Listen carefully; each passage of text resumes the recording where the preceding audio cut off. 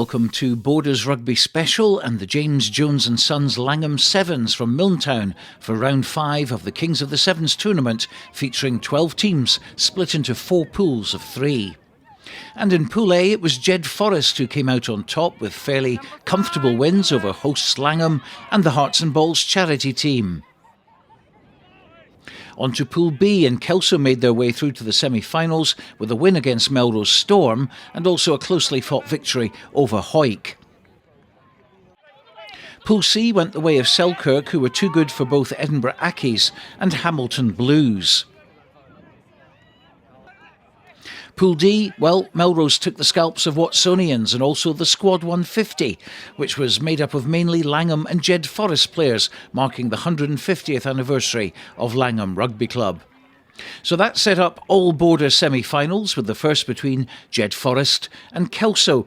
And it was first blood to JED-FOREST in this one, Gregor Young finding himself in open space, and then one man to beat in Dwayne Patterson. He got past him to give Jed the lead. Kelso came right back though, with Angus Roberts finding space out wide. Lewis Young challenged him, but Roberts got in for the try. Lewis may have lost that battle, but he won the next, fending off Frankie Robson before rounding Dwayne Patterson and then travelling half the pitch to touchdown for Jed's second try. But Kelso retaliated again, this time Dwayne Patterson getting on the score sheet, nipping past the Jed defence to reduce the deficit. In the second half, a fairly soft try to kick off proceedings, Gregor Young's threat not dealt with by Kelso, and a simple offload to Gary Munro, who took the scoring pass.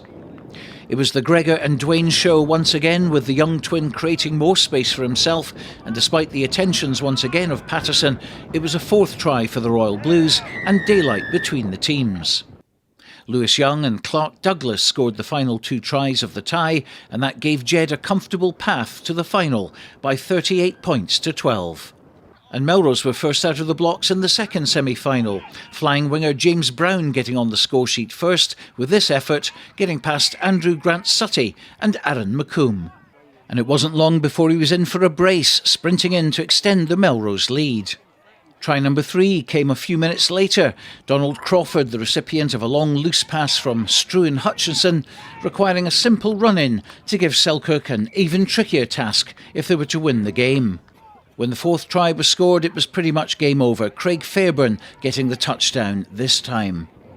There were a couple of late consolation tries for Selkirk when Rory Campbell, injury cover from Edinburgh Accies squad, dived on a loose ball near the line, and then a quick tap penalty by Andrew Grant-Sutty led to a lung-busting effort to score for the suitors. But it was too little, too late, and Melrose took the tie, 22 points to 14. And so to the final of the 2022 Langholm Sevens, JED-FOREST against Melrose. Your commentators Robin Purdy and Ewan Welsh. So here we are, the final of the 2022 Langholm Sevens is going to be contested by JED-FOREST and Melrose, the 2 most dominant teams here today, the rightful finalists. Both coincidentally have won this tournament 9 times. Jed not, however, since 2011.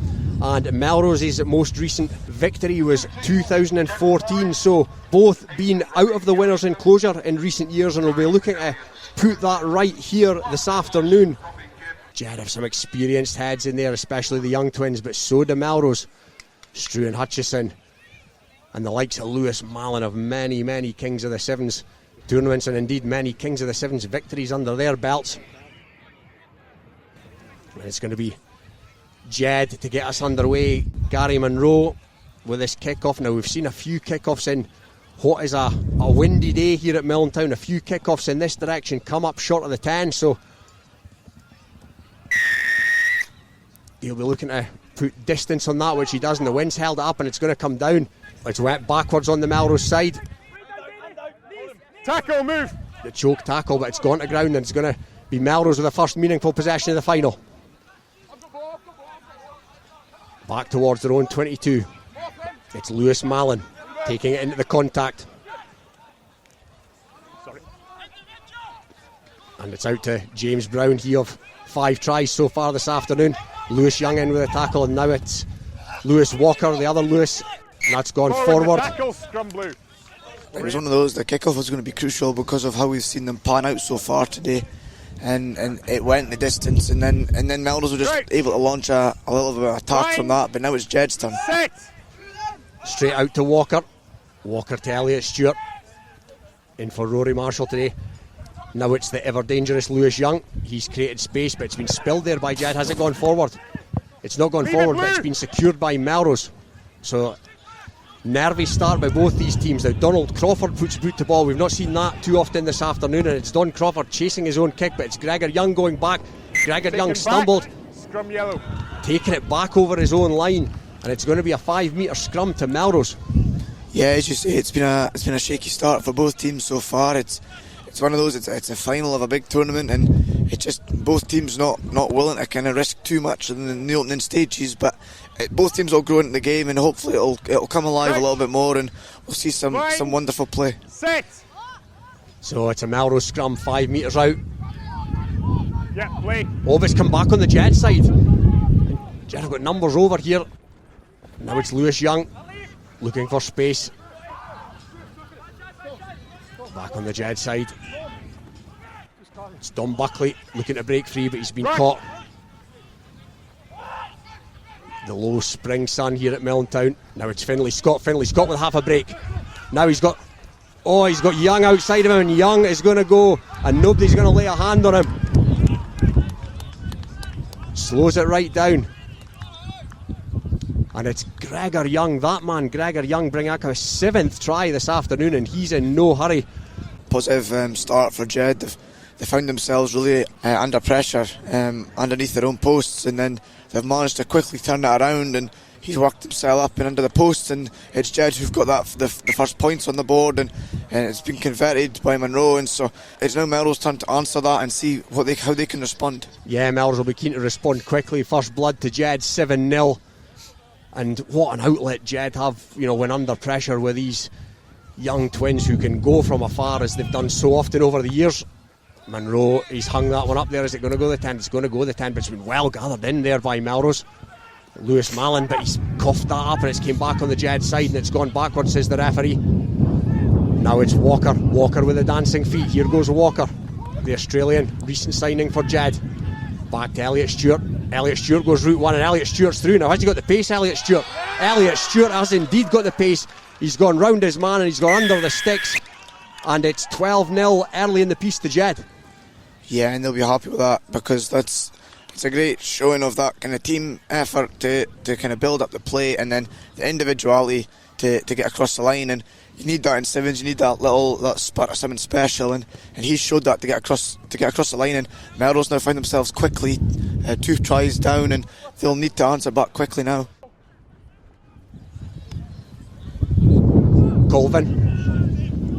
Colvin's been tackled. James Brown goes in to help his teammate. He came back on the Melrose side. Hutchison to Crawford. Crawford straightens and goes. It's been well marshalled, but he finds Hutchison now. Can Hutchison go from afar? That's a great tackle, but it's a great offload. Oh, and it's been spilled by Lewis Mallon, and that was a big chance to get back into this. Yeah, and it's chances like that you can't afford to lose too many of, because you're not going to get too many of them like that against teams so clinical like this Jed outfit. It's a scrum to Jed on the halfway line, and it's came back to Walker. Ruck, back feet. Gregor Young to Finlay Scott. Finlay Scott, another of the workhorses in this Jed team. Back to Young. Elliot Stewart again, straighten up. Elliot Stewart seen half a gap, but it was quickly closed by the Melrose outfit. But Scott out to Munro. Oh, it's a pass out the back door, but to no one in particular, and Ian Hurd on that far side raises his flag, and respite for Melrose. Yellow ball. That doesn't look the straightest, that the referees allowed that to go. Now it's Hutchison to Colvin. Colvin, James Brown, Melrose's quickest player. Now is he fancying a crack on the outside? He's got Lewis Young to beat. Not an easy task, and he's been wrapped up by 2 Jed players, and that's been spilled forward. Oh no, the referees let that go, and Melrose have come up with it. He's done well to keep that in the field of play there. Tackle, move, blue. Now Jed with a counter ruck. Has the referee deemed that to be fair? Indeed he has. Now, here come Jed, and it's Young. Has Young got the pace? Don Crawford, good pace by Don Crawford. Good support play by Jed, more good support play. Now it's Gary Munro. He has a look up. He finds Walker. Boot's been put to ball now. Can Finlay Scott gather this back from Jed? Back in the hands, Gary Munro. Good support play by Jed here. Lewis Young. I think some Melrose fans thought that gone forward, but the referees let that one go. Now it's came back, spilled by Jed. Now it's in the hands of Don Crawford of Melrose. Now Colvin looking for his pace man on the outside. James Brown, here he goes. James Brown again, well marshalled by that Jed defence. He's had no room in which to operate in this final. That's great counter-rucking by Jed. Now, here come Jed with a break. It's Elliot Stewart, already got one try in this final. To Lewis Walker. Good defence again by Melrose when it looked like it had opened up for Jed. Here's Dom Buckley. It's Dom Buckley out to Gary Munro now. Can Gary Munro go in at the corner? Gary Munro's got the legs, and Gary Munro's gone in at the corner. He's run in from fully 30 metres, and JED-FOREST very much in the ascendancy here. Whether it's in defence, when they're counter-rucking, or in attack, when it's offloading or being on people's shoulders, there's always somebody there for Jed to take that offload, to take the pass, and they seem like they don't even need to speak to each other, they just automatically know what each other's doing, and it just shows that they've obviously been working on that, and they've been working on sevens a lot this in the last couple of weeks. That's shown here today. There is absolutely a few really looking limbs out there now on both sides, but as the referee brings up half time, it's 19-0 to Jed, and they look a very cohesive and pacey and hard working outfit. That sun is lowering with every passing minute, and it remains breezy, and the breeze has caught that kick, but it's going to go the distance. It's came back Finlay Scott. What a workhorse he is for Jed. Now Walker's got Lewis Young now. Can Lewis Young pin his ears back and go? Lewis Young's going to go in from afar here. Lewis Young, fourth try off the final for Jed. No sooner has the second half started and Jed are in again. Yeah, as I say, they make it look so simple. It's a couple of passes and it's try time, and they just know exactly what they're doing with every phase. And I think we've spoken about it before. It's crucial when a team's quite far behind to come out all guns blazing in the second half. And Melrose haven't even had the opportunity to do that, because straight from kick-off Jed have went and extended the lead. That's a body blow for Melrose. They really needed to get back in the game with the first try of that second half, but that's gone to Jed, and that takes them out to a 24 points 0-0 lead, and it's Munro to get the game restarted. That's a high hanging kick, and Gregor Young is going to chase that, but it's fallen into the hands of Don Crawford. Now Don Crawford's pinned his ears back, and Don Crawford's going to go all the way. Gary Munro chasing with all his might, but Don Crawford's now run one in from 60-65 metres, and a good riposte by Melrose. Well, this is what it takes. It takes little bits of individual skill just to spot a gap, to pin the ears back and just go for it, and that's what Crawford's done there. The seconds are ticking away here at Milntown, and it's a Jed feed to the scrum on the Melrose 10. It's came back to Walker, but he's been wrapped up. That's good defence by Melrose, but it eats up a few more seconds. Big Eursted's on now for Jed.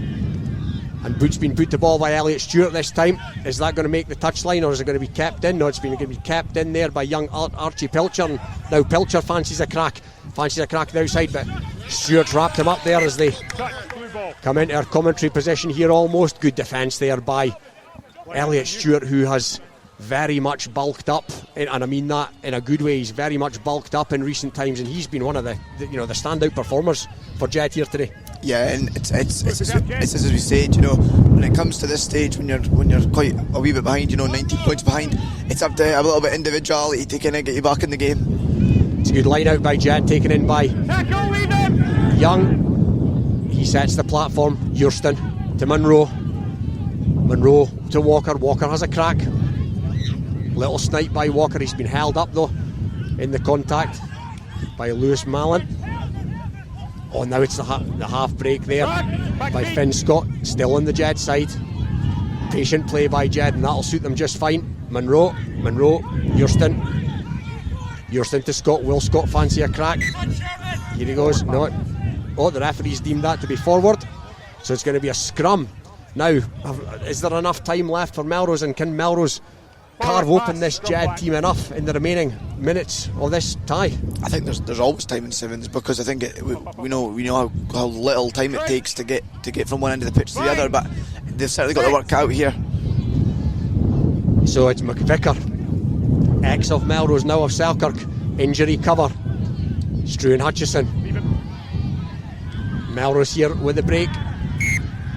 Oh, that's a big hit. It's a big hit by Jed. I think it had gone forward anyway, and as the clock ticks down, the Jed defence is held firm and time is running out for Melrose. Yeah, and there'll be some tired bodies out there now. You know, they've played their two pool games, a semi-final, and then so far in this final, and it's going to take its toll on its body no matter how fit you are. And I think as the minutes slip away, it just gets so ever further away from your grasp, really, doesn't it? Yeah, with every kind of loss of possession and all the possession that Jed have, and it's Scott here again, and it's Scott with a break. Looks for support but takes it to ground sensibly. Munro to Stewart, now Lewis Young. The Lewis Young shuffling up the middle. He's been wrapped up on that occasion, however, by the Melrose defence. Good defence by Melrose to keep the big man contained. Now it's Gregor Young. Finally Scott, he's popped up everywhere this afternoon. Now it's Urston, Robbie Urston. He flings it back in field, but has that gone forward? Either way, it's came back on the Melrose side. Now it's Melrose with a chance to break from deep. Jed in over the ball. No clear release. No, playing advantage, and it's a penalty now to Melrose. And that's down that far side. That looks like Ethan McVicker. And Ethan McVicker's going to run in from afar. Ex-Melrose, of course, Ethan McVicker, and he dots down. Too little, too late, you would imagine, Ewan, but a good try nonetheless. Yeah, that's both tries for Melrose. Now, just a little bit of individuality and taking chances that have came up, and that's what's required when you're so many points behind. You know, it's just Melrose have never let their heads drop. This Jed team would have scored many more points if that had been the case, and it's just too little, too late, I'd say. Yeah, Hutchison with the attempted conversion to no avail, and the referee draws proceedings to a close. And as you can see there by the Jed players in a huddle, it's JED-FOREST who emerge as the victors here at the Langholm Sevens, and not only that, they add 10 points to their Kings of the Sevens tally as we get to the business end of the series, and a fairly convincing final win against a plucky Melrose outfit, but Jed have been the standout performers on the day. And Melrose, they've given it a fair go. They've got into the final and they have just been beaten by a better side. Yeah, and there'll certainly be daylight now at the top of the Kings series between the top two. Jed will move to 33 points, Melrose will move to 28 points, and that leaves a lot of daylight to Selkirk. There's plenty of rugby left to be played, but here at Milntown, it's JED-FOREST who are the victors over Melrose in the final.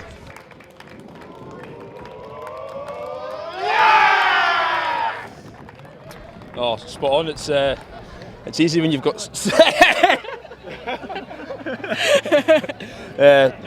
just happy to be involved in it. It's tough playing against. It's really the tough game against Kelsey was probably our toughest tie.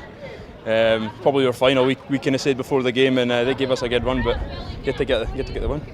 Do you feel that you're starting to get into that continuity now and the consistency of the performances since you kind of started slow at the tournament? Yeah, definitely. The tournaments at Peebles and Hoyk at the start of the year, we never really picked up many points, so we're just kind of making up for lost time, but it's working. And you feel that obviously you can kind of kick on from here since there's still 4 tournaments, and how are you looking to progress to the double weekend or next week? Oh, we're going there to win 2-2. No doubt about that. It's got to be tough, but we're going for the double.